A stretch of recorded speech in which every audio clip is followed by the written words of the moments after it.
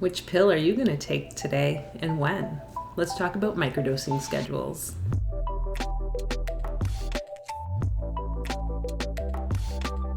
Welcome to the channel, everyone. My name's Fola, and here on Deep Mind Squared, we talk all things bridging mental wellness and spirituality for nurses. Today's video, I'm going to share about microdosing schedules, and let's have a conversation around like which ones might be the most beneficial and not. And I think it's really a subjective experience when we talk about microdosing schedules. But microdosing in particular, in this context, I'm talking about psilocybin mushrooms. So obviously a lot of places, psilocybin mushrooms are not legal. So not promoting any illegal activity, or legal activity maybe, who knows. And just do what's best for you and be wise and aware of what you're doing.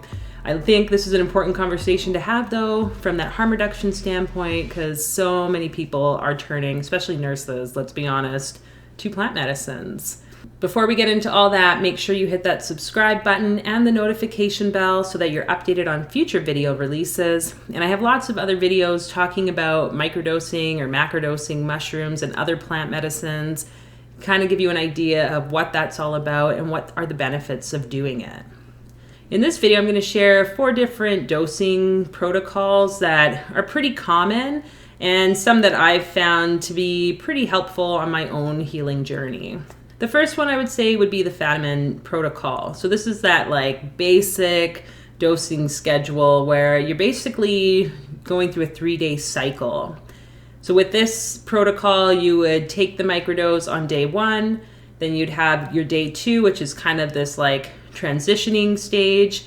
Then you go into day 3 where you're just kind of in your normal state without any medicine or anything like that. And then you repeat it again on that technically 4th day.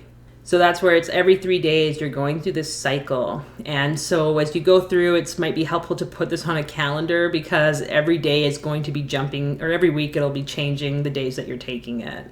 And with this protocol, they say anywhere for 4 to 8 weeks you can do this cycle. I really like to encourage people to listen to what their body's telling them. Again, more isn't always better, especially with psychedelics. So really listen to what feels right for you.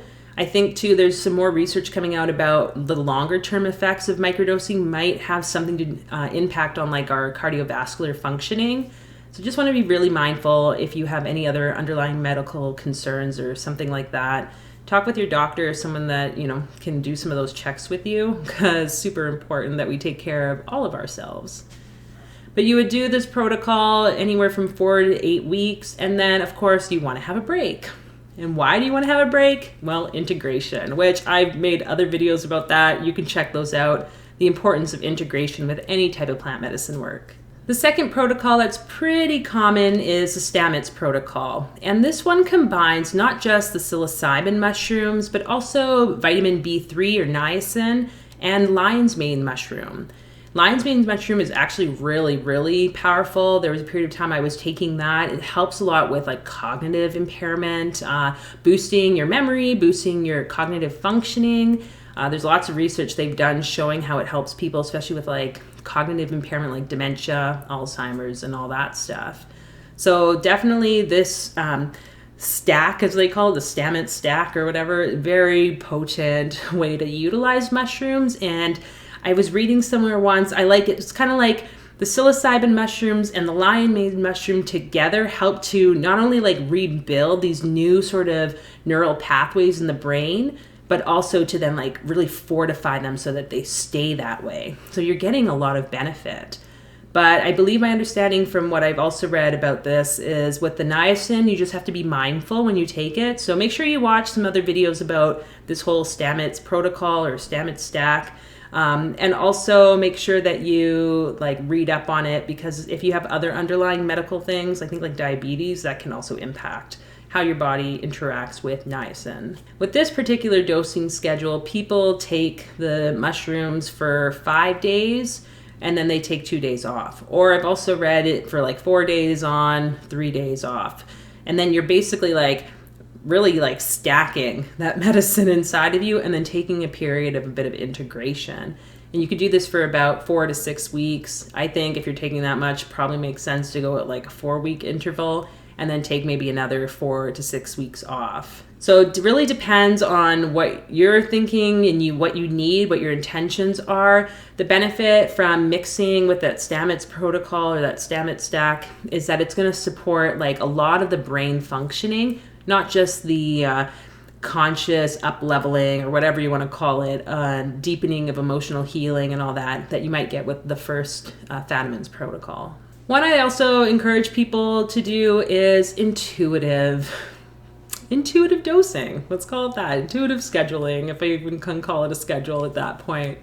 But our body has a lot to communicate with us and it knows what it needs. So there might be times where you're even on one of these other protocols and it just doesn't feel like you need to be taking anything. Listen to your body.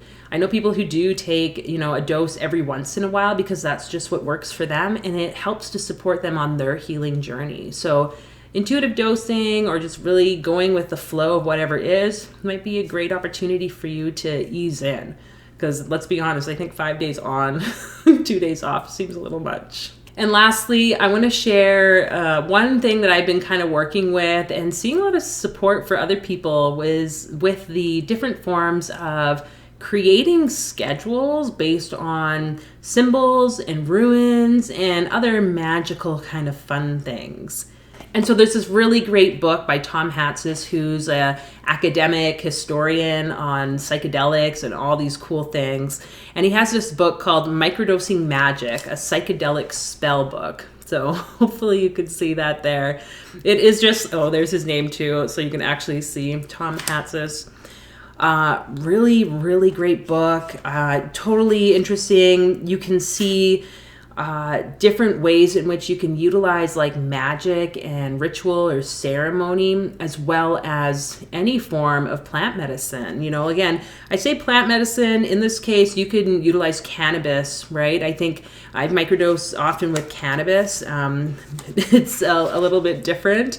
You want to be obviously mindful. Don't go to work when you're like under the influence of anything, obviously. But I really like how he goes through different ways to create a schedule. So I'm going to just show you this one, utilizing one of the runes. So, if we can see it. One of the runes, which are the Norse alphabet or divination tool. So basically, a great thing that you can do, there we go, you can see it now, is to basically make a schedule. And when you've made your schedule of like the columns and the rows with the dates, then you put on your calendar, like basically drawing out the symbol. In this one, I've got a rune on it, which shows that every Sunday you basically take a dose. And then it rotates from Mondays to Tuesday to Monday again. And all the other days that are blank, you obviously don't take anything. I think that's pretty obvious, but just in case that wasn't very clear. So you could basically make a schedule for anything. I'm just thinking as I sit here and kind of see the tree of life here, I'm like, that would be really cool to like map out the tree of life and basically on a calendar, and then you could dose on those days. But the premise with this is that you would set an intention depending on what that symbol and what it means to you. Say if it's a cross, because that means to you whatever it means, then that would be your intention on that like 4 to 6 week process of dosing according to that date. And this can be really beneficial. So sit down with yourself, take a piece of paper. This might be something worth experimenting with, and it's very unique. It also extends the days, I think, of the integration process when you're not taking it for like 6 days.